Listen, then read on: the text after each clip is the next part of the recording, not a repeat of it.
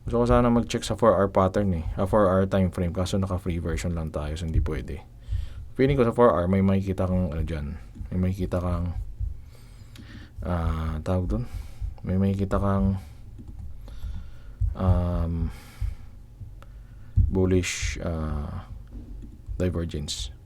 Ito. Yung sasabi kong bullish divergence. Sa 4-hour time frame sa RSI. So mayroon kong bullish divergence. Nag-above 50 pa yung ano mo, RSI mo sa 4-hour. I think, anyway, hindi ko alam kasi hindi ko matest. So, balikan na lang natin to pag nag-end na tayo ng replay mode. May 22. Balikan natin yan after tayo mag-replay mode. Tapusin lang natin to sequence na to. So, pagbalik doon, check natin kung tama itong ginawa kong trade. Feeling ko dapat babanggain niya yun or babanggain niya to. Pwede rin kasing ganun. So, tingnan natin kung ano mangyari. So, mani. Ayun, umakyat. Maba. Aakyat dapat yan. Please. Ayun. Wait. Ano ba to? Descending triangle ba to? Ang delikado. Nag-double bottom siya eh. Double bottom, kung titignan mo. Ito. Ipat na lang natin yan. Ito, tsaka to. See? Red, green. Diba? Double bottom. So, dapat mag-retest siya dito. So, ang tendency dapat aakyat siya doon, babounce dito, tapos tsaka aakyat ulit. Ganyan, di ba? So, alisin natin itong trend line na to. Hindi kung di valid yan eh. So, ano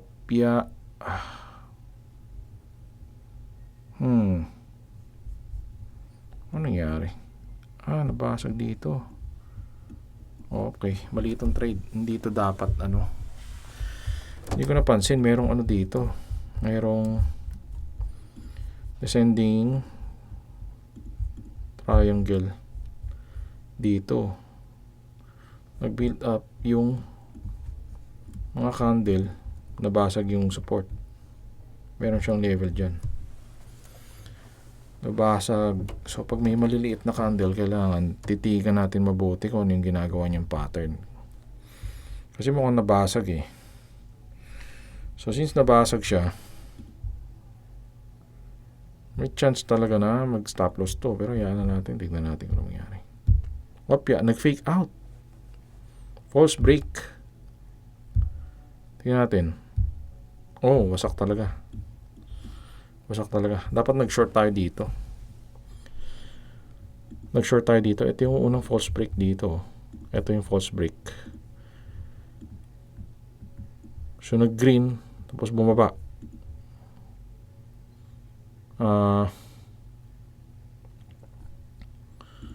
So, dapat tayo doon. Nag-short. Anyway, sige. Next natin after nito, sequence na to. Tingnan natin kung mangyari. So, atong trend line na to, wala tayong pakialam dyan. So far, meron tayong 2 winning trade. 3 talo. So, nag-bounce doon. Baka mag-settle siya doon. Or baka magtuloy-tuloy pa. So, pwede nating mag-short sa break of. Kasi basically, downtrend na yan eh.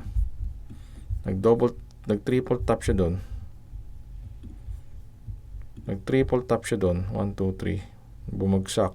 Nag-descending triangle.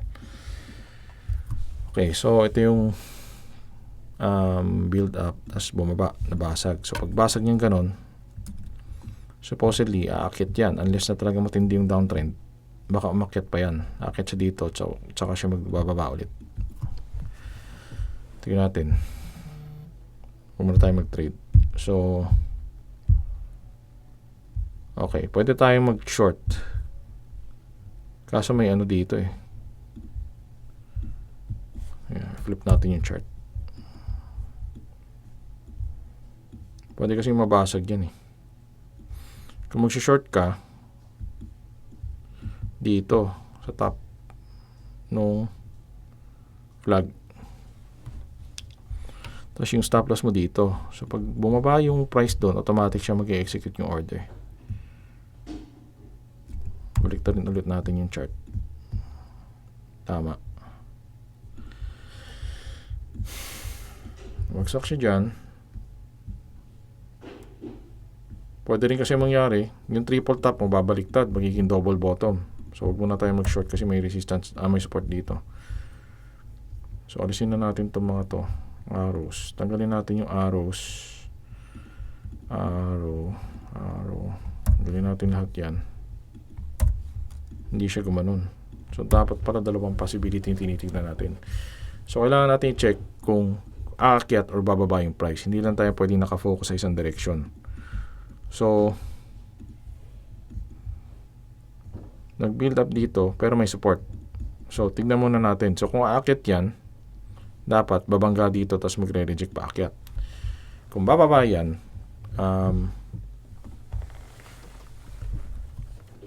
tignan muna natin kung ano mangyari. Tignan muna natin. Okay, bumalik.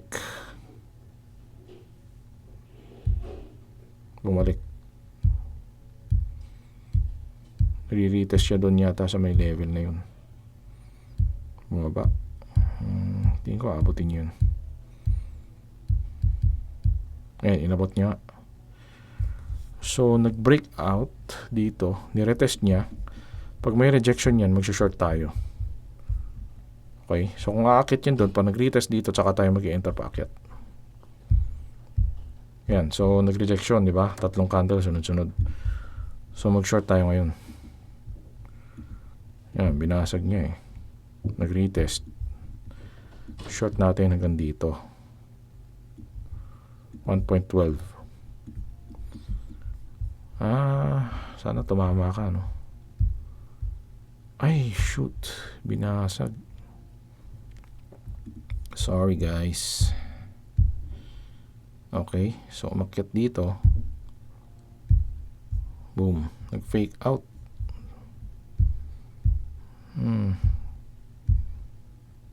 Okay, may rejection doon. So magre-re-enter tayo ng huwag nating anin. Diba? Para may record tayo. So nag-enter dito, nag-retest siya ng ilang beses tapos nag-reject. So short natin ulit. Diba? Short natin ulit. Nag-fake out lang naman. So lagay natin dito ulit. This time I think taasan ko yung risk para mabawi yung loss. 2%. So 27, di ba? 27. Feeling ko talaga babagsak to kasi nag-fake out dyan. Bumalik. So kailangan babagsak yan dito. Pwede rin gawin natin 3% risk. Di ba? 3% para 40 bucks yung mabawi natin. Sana guys. Please lang. Ayan. Go. Hopya. Zoom in natin. Na-break pa yung trend line. Kasi nag-engulfing siya dun eh. Kasi pag na-break yung trend line, kailangan nag-close above. Pero may support ka dito.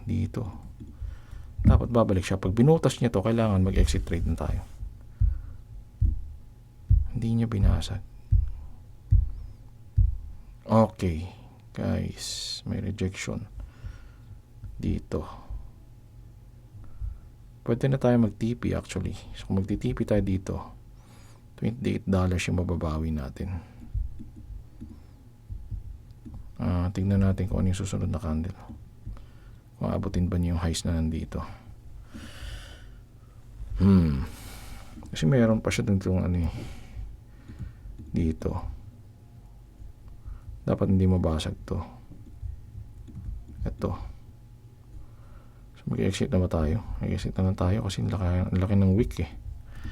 Ang laki ng wick. So mag-exit na tayo. Kunin na natin yung profit. Pero feeling ko bababa pa yan dun. Sabi na eh.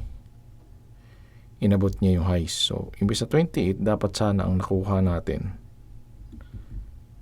35. So, meron tayong $7 na hindi nakuha. So, 1 to 5, 1.5. So, 1.16 yung risk reward. So, ayan. So, nabawi naman natin. Tinaasan nga lang natin yung risk dito. Ginawa natin 3%. So, mag-compute tayo ngayon, di ba? Compute tayo ngayon. Calculator. So, minus 8. Minus 8. Wala tayo na TV dito. Ano ba nangyari dito? Ba't ganito to? Breakout? O ano? Hindi ko ni-note yung highs dito. Ano ginawa natin dito? Ba't may ganito? I forgot, guys. Si minus 16. Oops. Minus 16. Okay. Plus 8. Plus 25. Plus 25. Okay. Plus 15. Plus 15. Minus 8. Okay. Minus 8. 8. Pagdating dito, plus 28. So, all in all, ang panalo natin, $36. Ang win rate natin, ilan? 1, 2, 3, 4, 5, 6, 7. 7 trades. Ilan doon ang panalo? 1, 2, 3. 3 trades panalo. 3 over 7. 42% win rate. 42% win rate. Pero since malaki yung risk reward natin, 3.22, 1.88, saka 1.2 na medyo malaki yung risk natin na 3%, doon tayo nabawi. Doon natin nabawi yung mga talo. Dito nakita ko high probability to kasi bumalik siya ng umakyat, bumaba. So feeling ko mataas yung probability na babagsak to. Saka downtrend din kung tutuusin. Downtrend, tapos may resistance dito. So pagka may resistance, mag-short tayo. Okay, so babalikan natin yung kaninang nandito. May 22. Tignan natin yung lower time frame. May 22. Close na natin tong replay tool. Leave. Go to May 22. 20. Tama ba? Ayan, dito. May 23. 2023 pala. Sorry. So, gagawin natin. Ano nga ba gagawin ko? Check ko yung 4 hours time frame. May 23. Yeah. Hindi umabot. Sayang naman. Hindi umabot. Okay. Anyway. Malinaw naman kasi dito, meron kang build up. Descending triangle. Bearish flag, sorry. Bearish flag. Nagretest doon. So, pag zoom in mo, kitang-kita, Kanina kasi maliit, So, dapat hindi ako nag-long dito. Short dapat to. Binasag yung support. Pagbasag niya, nagpabalik-balik siya ng ilang ulit. Considering downtrend yan, dapat short. Kuha sana natin to. So, magkano to pag sinort? Check natin, So, meron siyang level dito, bumalik. So, dyan tayo magtitipi para hindi greedy. So, nag-short siya dito. Dapat, yan. Pag-pass dito, pangatlong candle, I think. Dapat dito tayo nag-short. So, kasi totally nandun na sa labas yung candle, Nag-close yung buong candle, nasa labas, Dapat dito. Nakita nyo? Yung buong candle, nasa labas na nung zone. So, dapat dito yung short. Ganyan. Ilan yan? 3.65. $87, guys. 87. Gawin natin, tama, 3%. O 2%. Okay, sabihin natin 1%. Sige. Yan, $29. $29 plus yung kanina.